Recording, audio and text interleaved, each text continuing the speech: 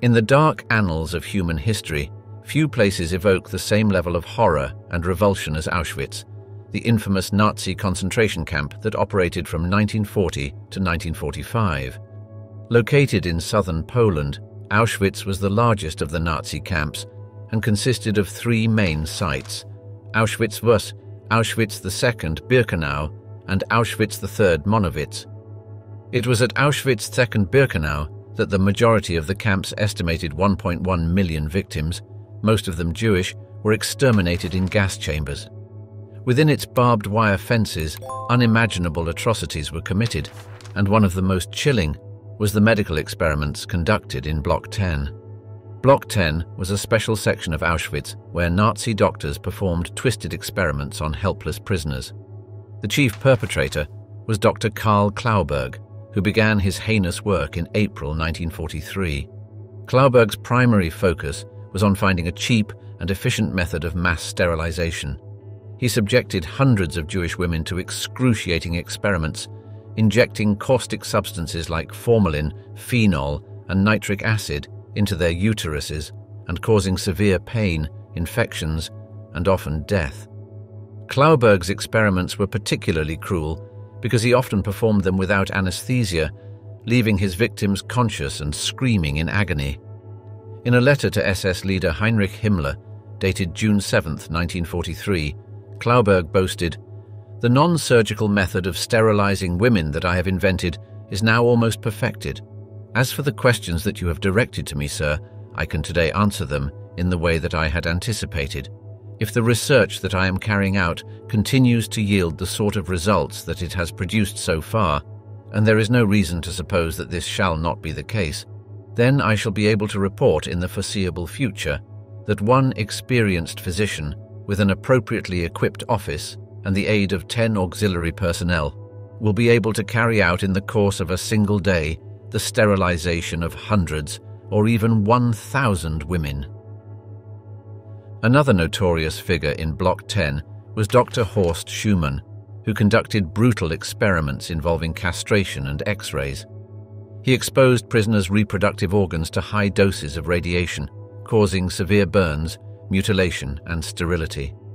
Many of his victims died agonizing deaths from the effects of radiation poisoning. Schumann's experiments were particularly focused on Roma, gypsy prisoners, whom the Nazis considered asocials and targeted for extermination. In one infamous case, a Roma woman named Dina was subjected to radiation experiments that left her unable to walk. She was later killed in the gas chambers. These included high-altitude experiments using decompression chambers, where prisoners were subjected to rapid changes in pressure to simulate conditions faced by Luftwaffe pilots. Freezing experiments, conducted by Dr. Sigmund Rascher, involved exposing prisoners to sub-zero temperatures to test the limits of human endurance. Additionally, tests of experimental drugs and chemicals, such as sulfanilamide and phosphorus burns, were inflicted upon prisoners' skin and internal organs. The screams of the tortured echoed through the halls of Block 10. Stanislawa Leszczyńska, a Polish midwife imprisoned in Auschwitz, later recalled, "The cries of the women who were in terrible pain and the moanings of the unconscious women accompanied me day and night." Leszczyńska was forced to assist in the delivery of babies born to pregnant prisoners, many of whom were subjected to medical experiments. Despite the horrors she witnessed, Leszczyńska remained committed to helping the women in her care, later saying, "Every child must be saved. That was my goal." Other experiments in Block 10 included testing the effects of various poisons and gases, purposefully infecting prisoners with diseases like typhus and malaria, and subjecting them to extreme temperatures and pressures. The Nazi doctors viewed their victims as nothing more than guinea pigs, expendable in the pursuit of their twisted pseudoscience. One particularly cruel experiment involved subjecting prisoners to freezing temperatures and then attempting to revive them through various methods, such as immersing them in hot water. Many prisoners died as a result of these experiments, their bodies dumped in mass graves. One particularly disturbing experiment involved Dr. Josef Mengele, the infamous Angel of Death, who had a fascination with twins. He subjected pairs of twins to cruel and bizarre experiments, such as injecting dye into their eyes to try to change their color, or sewing them together to create conjoined twins. Most of these children did not survive the ordeal. Mengele's fascination with genetics and his desire to improve the Aryan race drove his twisted experiments. In a 1985 interview with the German magazine Bunte, Mengele's son Rolf said of his father, "He was so obsessed with science, so convinced what he was doing was right. He believed he was doing great things for mankind." In one particularly horrific case, Mengele personally killed 14 twins in one night by injecting chloroform into their hearts, earning him the moniker Todesengel, the Angel of Death. The exact number of victims who suffered in Block 10 is unknown, but estimates range from several hundred to a few thousand. The majority were Jewish women, but the experiments also included Roma, Gypsy women, Polish political prisoners, and Soviet POWs. Many of these women were young and healthy, chosen for their ability to withstand the torturous experiments. Others were selected because they had specific physical characteristics, such as different colored eyes or unusual physical features. Despite the unimaginable pain and trauma inflicted upon them, some brave survivors of Block 10 lived to bear witness to the atrocities. Among them was Marie-Claude Vaillant-Couturier, a French resistance fighter who testified at the Nuremberg trials. Her haunting words still resonate. "I saw the unseeable, that which human eyes should never behold." Another survivor was Vera Alexander, a Romanian Jewish woman who was subjected to sterilization experiments. In a 1994 interview with the USC Shoah Foundation, Alexander recounted her experiences. "I was taken to Block 10, and there they gave me injections. After the injections, I became very sick. I had a very high fever, and I had tremendous pain in my abdomen. The pain was so great that I couldn't sleep at night." As the Red Army approached Auschwitz in January 1945, the Nazis attempted to cover up their crimes. They hastily killed many of the remaining prisoners and destroyed evidence of the experiments. When Soviet soldiers finally liberated the camp on January 27th, they found a scene of unimaginable horror, with piles of corpses and emaciated survivors on the brink of death. One Soviet soldier, Ivan Martinoshkin, later recalled, "We saw emaciated, tortured, impoverished people. Those were the people I first encountered. We could tell from their eyes that they were happy to be saved from this hell, happy that now they weren't threatened by death in a crematorium, happy to be freed. And we had the feeling of doing a good deed, liberating these people from this hell." Block 11, echoes of agony in Auschwitz's execution yard. In the depths of human suffering, few places evoke the same visceral horror as Block 11 in Auschwitz-Wurst, the notorious concentration camp that operated from 1940 to 1945. Known as the Death Block, this foreboding structure bore witness to some of the most heinous atrocities committed during the Holocaust, its walls forever stained with the blood and tears of countless victims. Block 11 was a place of unimaginable terror, where the screams of the condemned echoed through the cold, damp air. It was here that the Nazis meted out their twisted version of justice, subjecting prisoners to brutal interrogations, torture, and summary executions. The building, also known as Block 13 before the camp's numbering system was changed, housed the camp Gestapo, the political department, and the prisoner cells in its cellar. The infamous inscription above the entrance, Arbeit macht frei, work sets you free, cruelly deceived the prisoners, for whom the only escape from Block 11 was often death. The cellar of Block 11 was a labyrinth of suffering, consisting of 4 corridors lined with cells of various sizes. The largest cell, intended for mass detentions, measured 7.8 x 3.8 meters and was known as Stay Bunker, standing cell, because it was designed to hold up to 120 inmates who were forced to stand all night in complete darkness due to lack of space. The smaller cells, measuring 1.5 x 1.5 meters, were used for solitary confinement and torture. Prisoners were crammed into these cells, often without clothing and deprived of food and water for days on end. Many died from suffocation, while others were driven to insanity by the relentless torture and isolation. One of the most infamous rooms in Block 11 was Cell 22, the starvation cell. Here, prisoners were condemned to a slow and agonizing death, deprived of food and water until their bodies wasted away. In September 1941, a group of Soviet prisoners of war, including men named Dubinin, Galevsky, Nikiforov, and Semenov, were locked in this cell and left to die. When the cell was opened weeks later, only 4 of the original 74 men were found alive, surrounded by the corpses of their comrades. The starvation bunker was a favored punishment for prisoners caught attempting to escape or those accused of sabotage or resistance activities. The courtyard adjacent to Block 11 served as the execution site, where thousands of prisoners were shot against the death wall by SS guards. The first executions took place on November 11, 1941, when 151 prisoners were shot. Among them was a Polish priest named Father Maximilian Kolbe, who had volunteered to take the place of another prisoner condemned to death. Kolbe's selfless act of sacrifice echoed through the camp, a glimmer of humanity amidst the darkness. His final words, spoken to his fellow prisoners, were, "Hate is not creative, love alone is creative." Kolbe was later canonized by the Catholic Church, becoming a symbol of martyrdom and selflessness in the face of evil.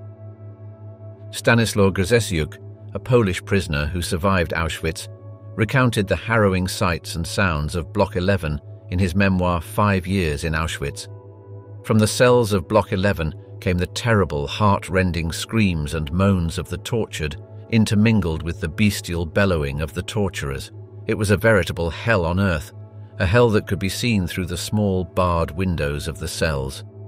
Grzeziuk himself spent time in Block 11, enduring beatings and torture at the hands of the SS guards. He described one particularly brutal guard named Gerhard Palitsch, who was known for his sadistic treatment of prisoners.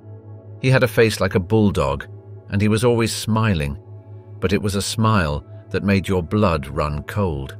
When he smiled, you knew that something terrible was about to happen. The walls of Block 11 bore witness to the unspeakable cruelty inflicted upon the prisoners. Josef Kret, another survivor, described the sadistic methods employed by the SS. They would beat us with rifle butts, kick us and set dogs on us. They would hang us by our arms, which they had tied behind our backs. They would pour cold water over us and leave us hanging like that for hours.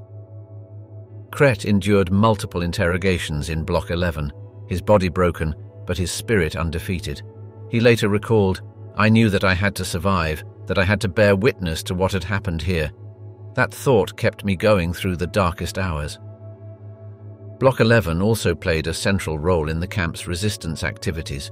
In September 1944, a group of Sonderkommando prisoners who were forced to work in the gas chambers and crematoria staged a revolt.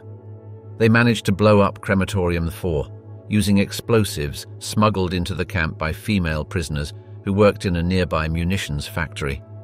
The SS brutally crushed the uprising, executing 451 Sonderkommando prisoners in the courtyard of Block 11 as a warning to others. Among those executed was Zalman Gradowski, a Polish Jew who had secretly documented the horrors of the gas chambers.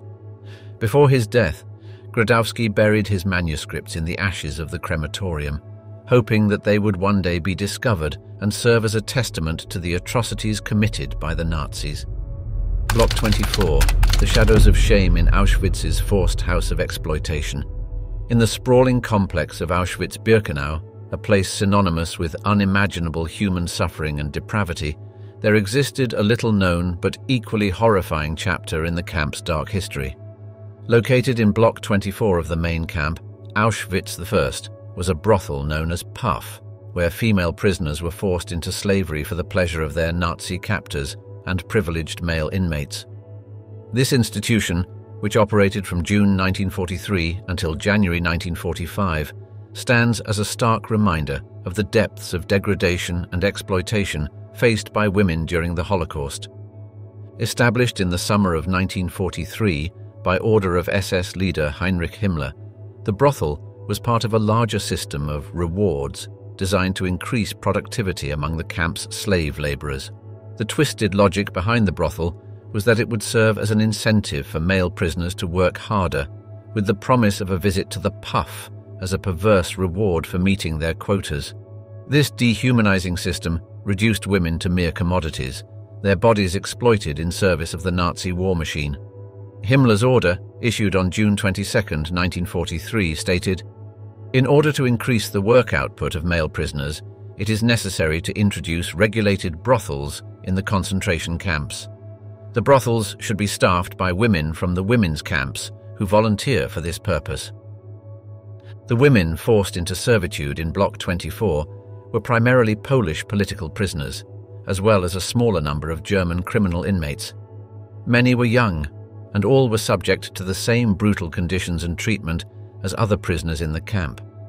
They were given slightly better food rations and living conditions compared to other inmates, but this was merely a cynical ploy to keep them alive longer for repeated exploitation and mistreatment.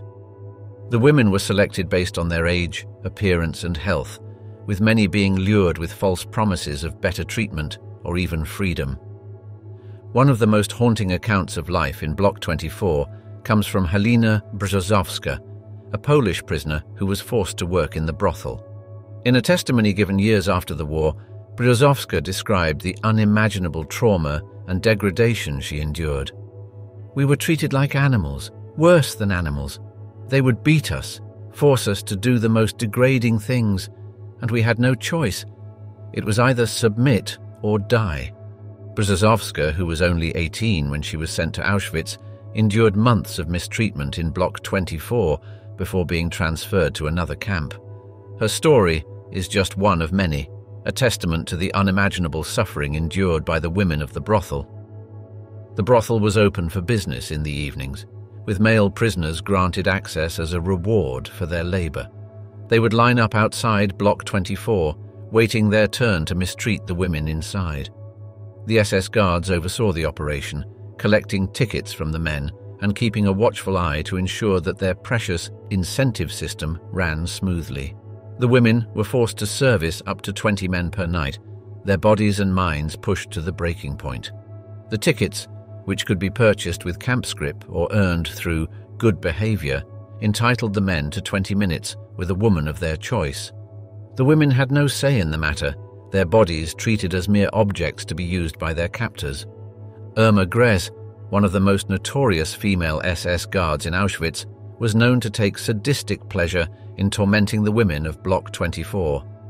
Grez, nicknamed the hyena of Auschwitz for her cruelty, would often personally select women for the brothel, subjecting them to humiliating inspections and brutal beatings. In a twisted display of power, she would force the women to remove their clothes and parade in front of the male prisoners, their shame and humiliation fueling her perverse satisfaction. Grez's sadism knew no bounds, as recounted by survivor Gisela Pearl in her memoir, "I Was a Doctor in Auschwitz." She took pleasure in selecting the most beautiful and healthy women and subjecting them to the most degrading and painful tortures. She would beat them, kick them, and set her dogs on them, and then she would send them to Block 24 to join the men. Despite the unimaginable suffering endured by the women of Block 24, some managed to find small ways to resist their oppressors and maintain a shred of dignity. Bronislawa Sucheka, another Polish prisoner forced into the brothel, recounted how the women would support each other and share what little food they had. "We tried to look out for each other, to keep each other sane," Sucheka recalled. "We would talk about our families, our homes, our dreams for the future. It was the only way to survive." The women would also find small ways to resist, such as secretly passing information to other prisoners or sabotaging the Nazis' efforts in whatever way they could. As the Red Army approached Auschwitz in January 1945, the Nazis began to evacuate the camp, forcing prisoners on brutal death marches to other locations. Many of the women from Block 24 were among those who endured these final, desperate acts of cruelty, their fate uncertain as they were marched away from the only life they had known for months or years. Some, like Brzozowska, survived the marches and the war, but the scars of their experiences would never fully heal. Others, like Alla Gertner, a Jewish prisoner forced into the brothel, were not so lucky. Gertner, along with 3 other women from Block 24, was hanged in January 1945 for her role in the Sonderkommando uprising, a brave act of resistance in the face of unimaginable odds. In recent years, efforts have been made to shed light on this often overlooked aspect of the Holocaust. Researchers and historians have worked to uncover the names and stories of the women who were forced into slavery in Auschwitz, giving voice to their experiences and ensuring that their suffering is not forgotten. Books like Mothers in the Fatherland by Claudia Kuhns and Ravensbrück, Life and Death in Hitler's Concentration Camp for Women by Sarah Helm have helped to bring attention to the unique struggles faced by women during the Holocaust. Block 4, the power of remembrance.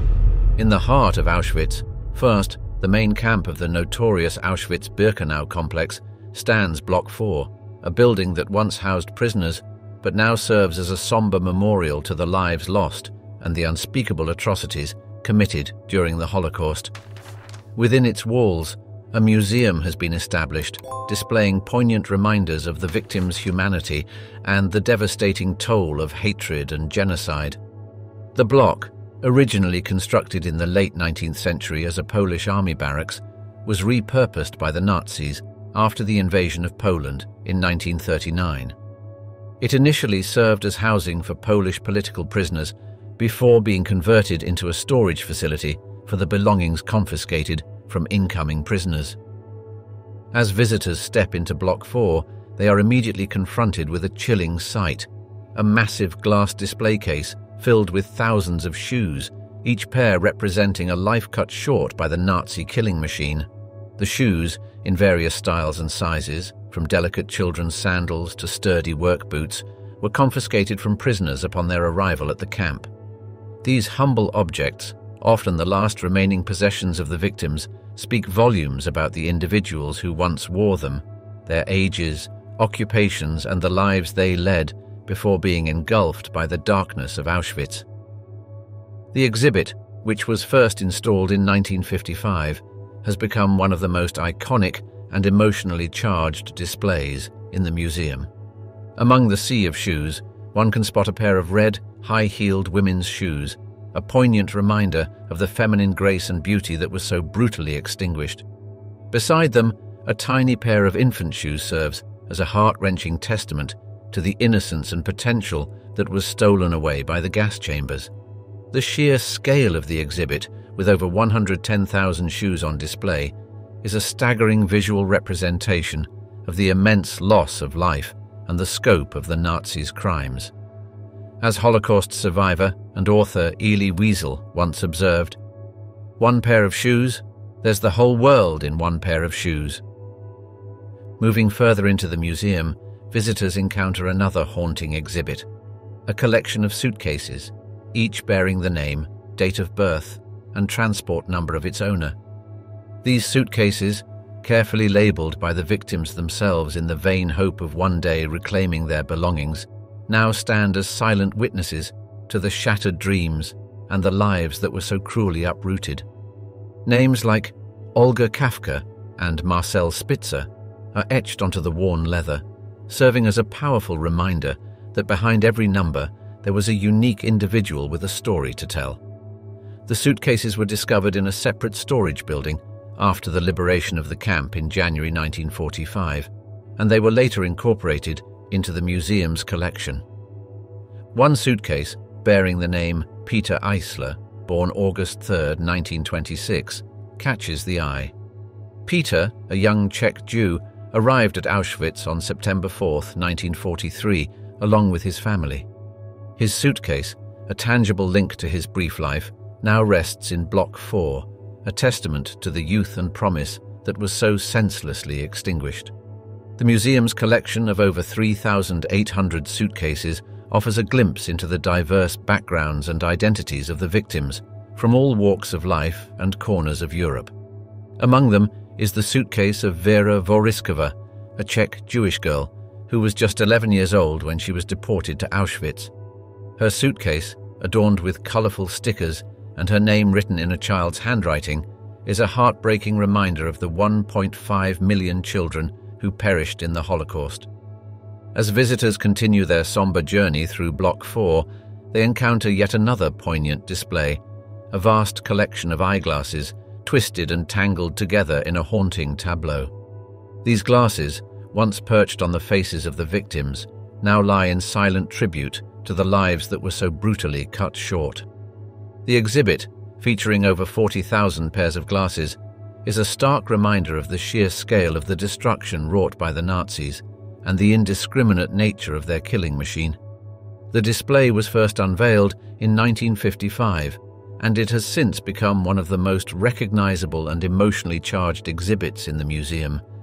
Among the sea of twisted metal and shattered lenses, one can spot a pair of delicate, wire-rimmed glasses, perhaps belonging to an elderly grandfather or a studious young girl. Beside them, a pair of thick, heavy-framed glasses serves as a reminder of the intellectuals, the artists, and the visionaries who were targeted by the Nazi regime. The glasses, like the shoes and suitcases, offer a deeply personal connection to the victims, humanizing them and forcing us to confront the immense loss of potential and talent.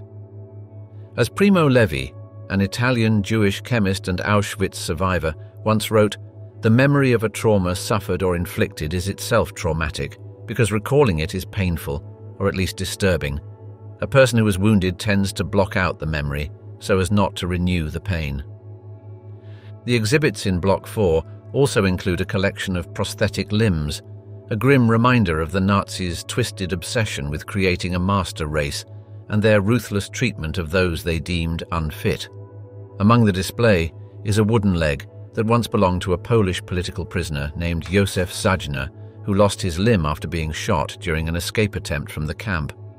Despite his disability, Mengele survived Auschwitz and went on to become a renowned artist and theatre director, using his experiences to create powerful works that explored the themes of oppression and resistance. Alongside these displays, visitors can view photographs and documents that provide historical context and shed light on the experiences of the victims and the inner workings of the camp.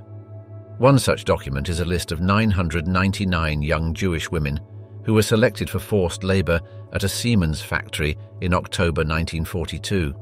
The list, meticulously typed and bearing the signature of the notorious SS doctor Josef Mengele, is a chilling reminder of the cold bureaucracy that underpinned the Holocaust and the complicity of major corporations in the Nazi war machine. As visitors exit Block 4, they are left with a profound sense of loss and a renewed commitment to preserving the memory of those who perished. The museum's exhibits, in their stark simplicity, offer a powerful testament to the resilience of the human spirit and the importance of bearing witness to history's darkest chapters.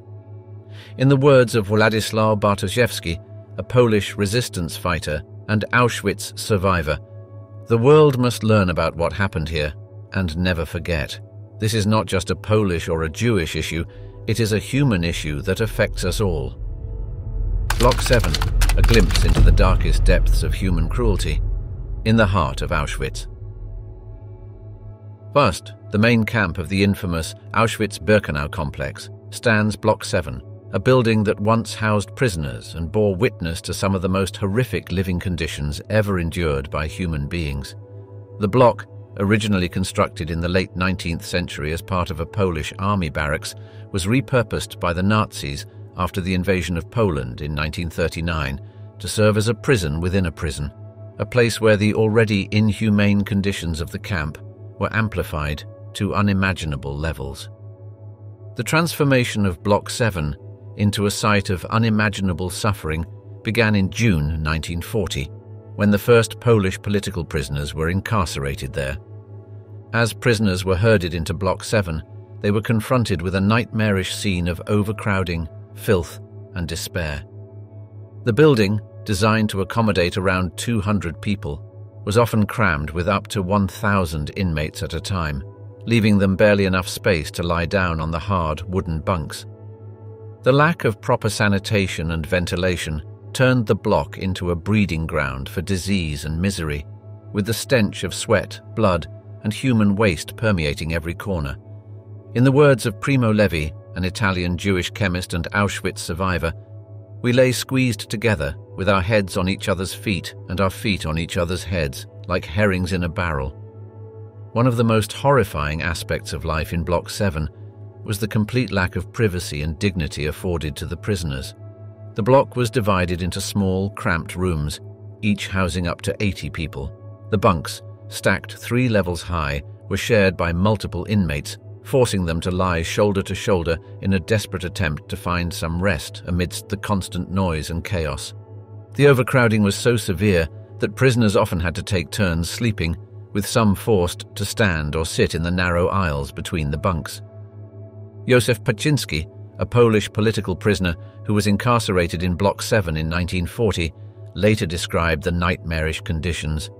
People were lying on top of each other in 3 layers.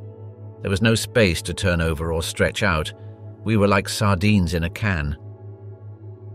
The living conditions in Block 7 were further compounded by the scarcity of basic necessities, such as food, water, and medical care.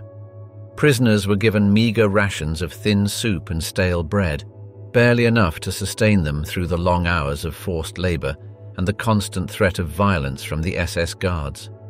The lack of clean drinking water and proper hygiene facilities led to the rapid spread of diseases such as typhus, dysentery, and cholera, which claimed countless lives.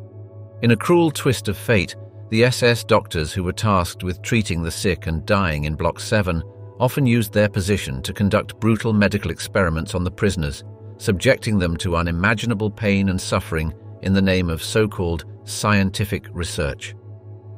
One of the most poignant reminders of the suffering endured in Block 7 is the story of Mala Zimmerbaum, a young Belgian Jewish woman who was imprisoned in the block in 1942.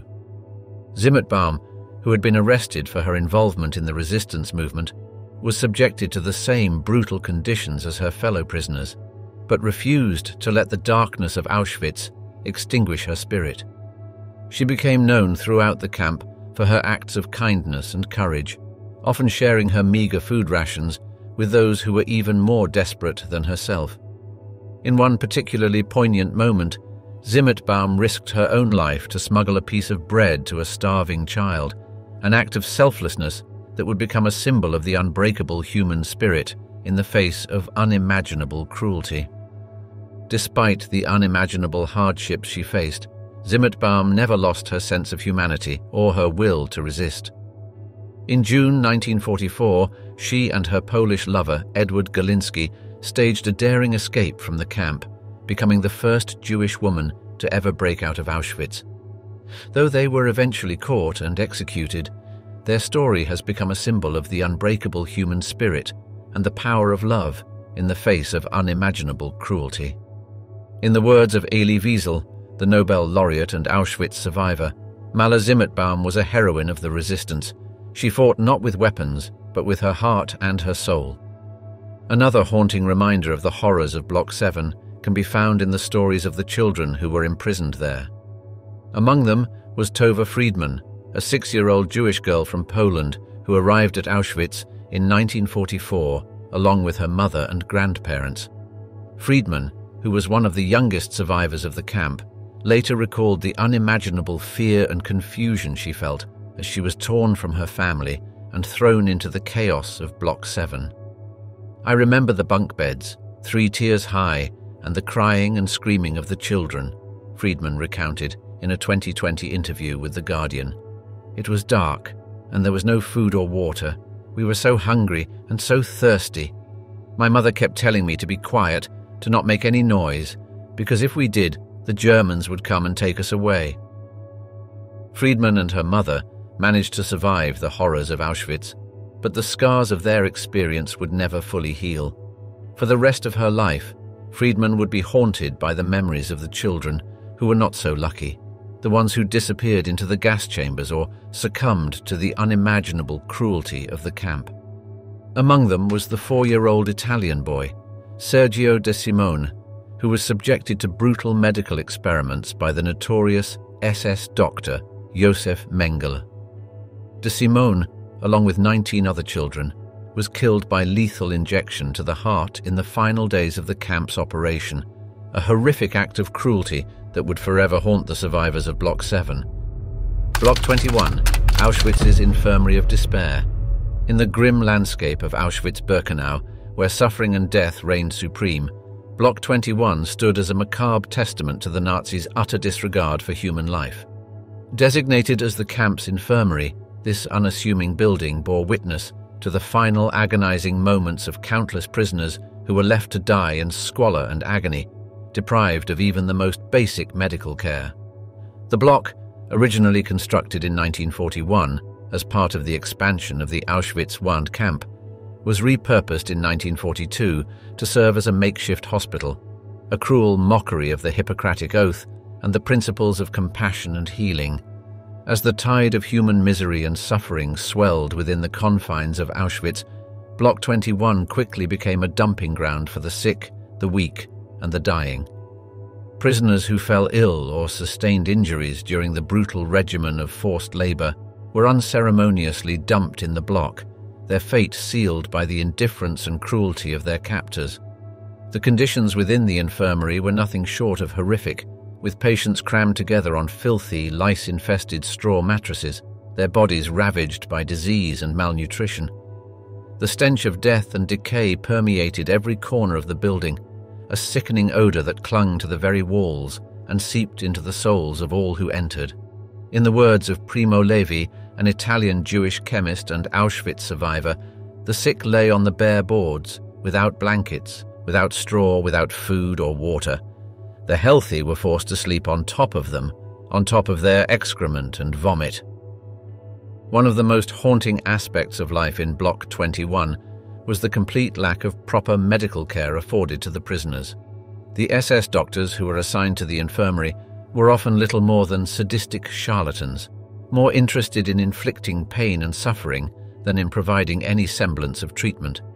Prisoners who were lucky enough to receive any medical attention at all were often subjected to barbaric procedures and experiments, their bodies used as guinea pigs in the Nazis' twisted pursuit of pseudoscientific knowledge.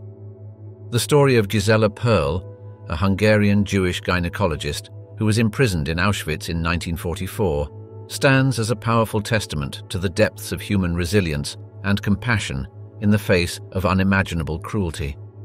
Perl, who was assigned to work in Block 21, fought tirelessly to provide care and comfort to her fellow prisoners, often risking her own life to smuggle medication and perform secret surgeries. In one particularly poignant moment, Perl delivered a baby in secret, hiding the newborn beneath a pile of corpses to protect it from the SS guards. The child, a symbol of hope and defiance in the face of unimaginable darkness, was later smuggled out of the camp and survived the war. Perl's incredible story of courage and compassion was later immortalized in her memoir, I Was a Doctor in Auschwitz, which stands as a powerful testament to the unbreakable human spirit. Despite the heroic efforts of prisoners like Gisela Perl, the reality of life in Block 21 remained a nightmarish ordeal for the vast majority of those who passed through its doors. The infirmary was perpetually understaffed and undersupplied, with prisoners often left to fend for themselves in the face of debilitating illness and injury. Many of those who were admitted to the block never left alive, their bodies eventually carried out and burned in the crematoria that belched black smoke into the sky day and night. It is estimated that between 1941 and 1945, over 1.1 million people were killed in Auschwitz-Birkenau, with countless more suffering and dying in places like Block 21. The scope of the tragedy is almost impossible to comprehend, as emphasized by the words of Elie Wiesel. The Holocaust was not 6 million, it was 1 + 1 + 1. One of the most poignant reminders of the horrors of Block 21 can be found in the story of Eddie de Wind, a Dutch Jewish doctor who was imprisoned in the camp in 1943. De Wind, who was assigned to work in the infirmary, later wrote a harrowing memoir of his experiences, detailing the unimaginable suffering and despair he witnessed on a daily basis. The living lay with the dead, and both were covered with lice and filth, he wrote.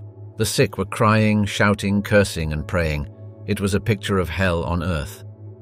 De Win's memoir, Last Stop Auschwitz, stands as a vital record of the atrocities committed within the walls of Block 21 and a powerful reminder of the importance of bearing witness to the darkest chapters of human history.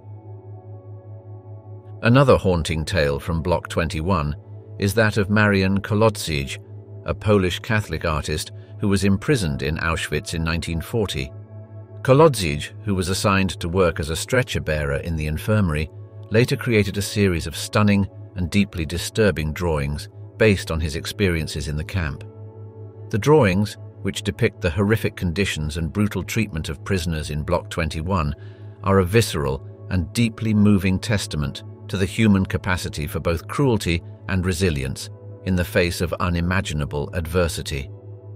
In Kolodziej's own words, "I am not a painter of pretty pictures. I paint to bear witness, to shout about what I saw." As we close this chapter of history, we are left with the haunting memories of the atrocities committed within the walls of Auschwitz. From the gas chambers of crematoria 2 and 3 to the unimaginable suffering endured in Block 11, the stories of Auschwitz serve as a stark reminder of the depths of human cruelty and the resilience of the human spirit. As we reflect on the lessons of Auschwitz, let us heed the wise words of Anne Frank, who said, "In spite of everything, I still believe that people are really good at heart." Remembering the atrocities of Auschwitz, we must focus on the goodness that can come from learning about the past, ensuring we work towards a future where such evil is unthinkable. Thank you for joining me on this journey through the darkest chapter of human history. Together, let us ensure that the memory of Auschwitz and the stories of those who suffered and died there are never forgotten. Goodbye, and may we always remember.